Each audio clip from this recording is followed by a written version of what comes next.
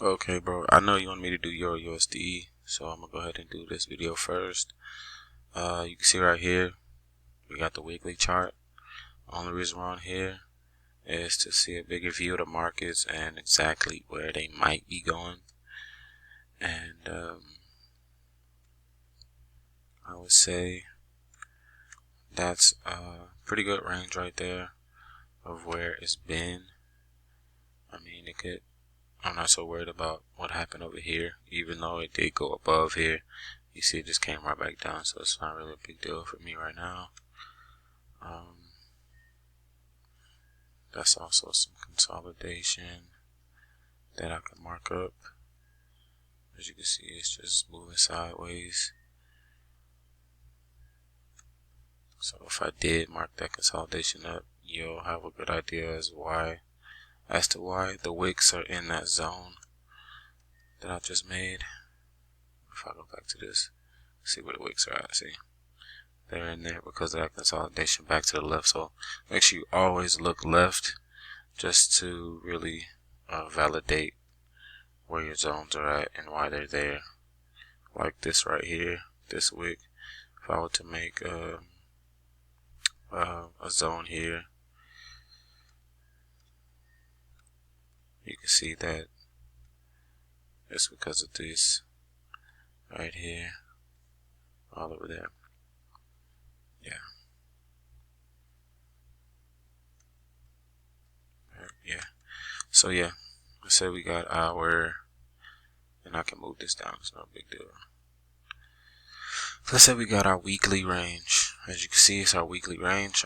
First thing you want to do is mark out inside your range or wherever that it's weekly range, so that you know what it is, and when you do see it, you can just go back out or zoom out and make sure that that's your weekly range or whatever range for whatever time frame that is. Okay. Alright, so we got our weekly range, and as you can see, I would say the last impulse that pushed the market up, it will be here if I was looking way over here, but it was broken pretty soon to come down and make this this zone right here. Let me go to the monthly real quick. It's a lot cleaner on the monthly, so you can pretty much get an idea of what's going on. Last impulse right here. Market came back down to retest this zone in here. Also, the same liquidity zone right here. It always comes back to retest it. Pushed it back up to give us a double top, as you can see from these two right here. And this one right here. Gave us a double top, leading us back down. And to make it a valid, I would say valid downtrend, you would have to again beat that last higher low to higher high point. So again, I'll use the leaf just to measure off the last two structure points. So we know those are the last two structure points, so we know from that this will be the point to actually beat to bring it down to be an actual downtrend. If it couldn't beat this point, then it would have probably stalled here, gave us some rejection, and floated back up. But it did actually beat it, and again, it's now retesting this zone here. You know, that zone right there. It will most likely, I will be looking for buys right here, because now we're at this zone. So I'll be looking for buys. I'm going to go back down, and I see that this is the last impulse here that gave me a push down. So it gave me a push down, and it actually beat this one right here. So let me Alright. You can see a pullback indicated by this green candle right here. If I was zoom in, this green candle represents a pullback. That's where the market actually pulled back, and I can go to the daily to give you a little bit of, you see that's that small green candle. It's 3 green candles on the daily. So if we were just looking at the weekly, again, we start from the monthly, go all the way down to the 4-hour based on the structure that you're trying to give yourself on the market, so you can see exactly what's going on the higher time frames, the stronger time frames in terms of structure. And we can put another leaf there, and this is our lower low. This was what needed to be beat in order for the market to give you another structure point. So let me mark that off, just like this, and I'll make it a different color so we're not confusing it with the monthly. Let's just make it blue. Okay, let's make it blue. So this point needed to be beat, and where's the only point that beat that? What pullback led into the impulse that beat this? And as you can see, it's this pullback here, marked off by this candle. If I was to highlight it, I'll highlight the whole thing, and I'll just highlight it really quick. Obviously I don't want all that highlighted, so take this off and take this off. Let's make it a different color. Let's go with that color, whatever. Okay, so from that point, now you can see, let me send this to the background. Background, that's not a good color. The color's annoying me. Okay, whatever, just for the sake of the video, I just highlighted the actual pullback and the impulse, but I don't like that. It's frustrating me. So pullback into the impulse, so that's what you need to focus on now. And you see that that's the only point that beat that point, so we put our leaf here and put our leaf there. So those will be the points we'll be looking to make our entries. We will rely upon these 2 points right here. This point,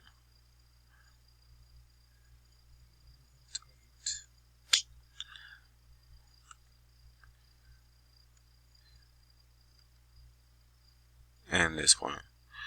Okay, so the 2 blue lines, the support and the resistance, or just basically the lines you use to mark off your structure points, are the lines that need to be beat to give you a directional bias. So in order for you to take a sell, then you need to see this line come down here and break here, or you need to see this line come up here and break, which I would call this I will call it a valid break, only because the impulse point is way down here. This whole pullback, if you would call this a pullback, I would call it a pullback only because it broke this last structure point here, so it gave us a new high based upon this. So this pullback led into a new high, giving you a new structure point here, and now we're going back up, I would think, and I would be looking for, in this instant, for this pullback to come back and retest somewhere within here, or give us a double bottom or double top again here. So the market's either going to come back all the way down to the structure point and retest the zone up under here, and I'll highlight that zone,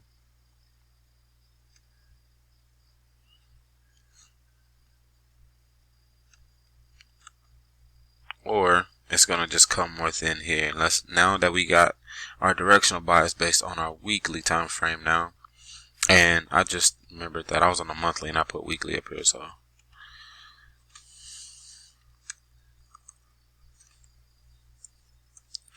this is our monthly range, and the same thing for the bottom.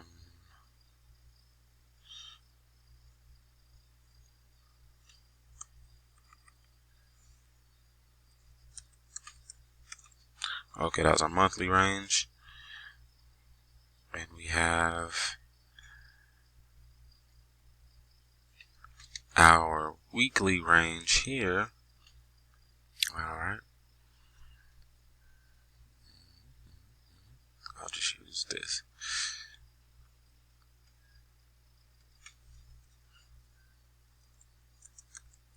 Much smaller than a monthly. So all your ranges, when you're going down in time frame, you're going to the ranges get a lot smaller just because you're going down in time frame. Obviously, if you're on a monthly, if you even trade the monthly, you'll be probably taking 1 to 3 trades a year, maybe even one, maybe just one. But I don't trade the monthly. That's just helps me to get a whole picture of the market and where it's going. So we see that it is in a bearish trend, going down pretty strong, pretty good, pretty clean, and we see that the last push down was here because it beat this last structure point, right? All right, and now we got to push up, but it beat this structure point. Now this could easily just be an overshoot and the market can go back down, but we're just basing it upon our strategy, and we're now looking for a buy opportunity based on what the market gives us when it gets either here or here.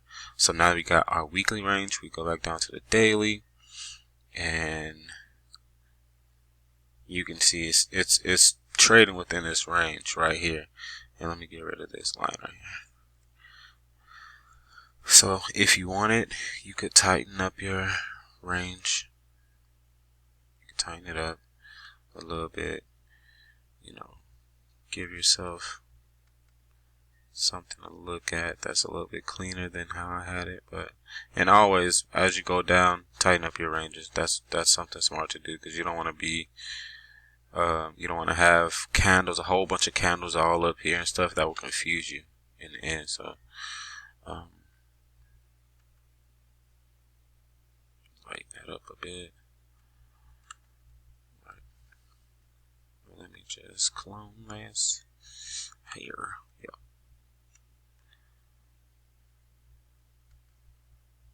Put that up there. Alright, and that's just to give you a whole, that's to give you your zone to show you exactly how far your wicks and how far the rejection has went. So don't worry too much about that. But now you got a trading range. Now you got this whole range that you can trade upon. And since we're looking for the market to come back down here, either in this small range right here, and I'll just put a line here just so you know once it gets to that point, it will react in some sort of way. And we'll change that color to that, whatever. And you know, once it gets down here, it will react. So basically, you can take sells in here until it gets to this point or this point. This point or this point should be your only targets that you're looking for, really. And from here, I will see the range. The range looks good. It looks pretty clean. So now I'm looking for entries.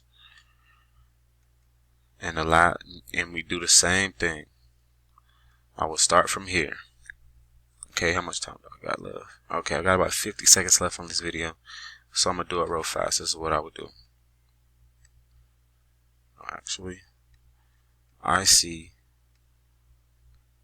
this, and this point is what the last point that pushed the market down here. Okay, so I know this point is the point to beat, and wherever this point is beat is my impulse point going up. Okay, so here. Now what beat this point? This one did. Here. Okay. So with that being said, we have a smaller little pullback right here, and that doesn't mean too much to me because it just doesn't. It's not strong enough. So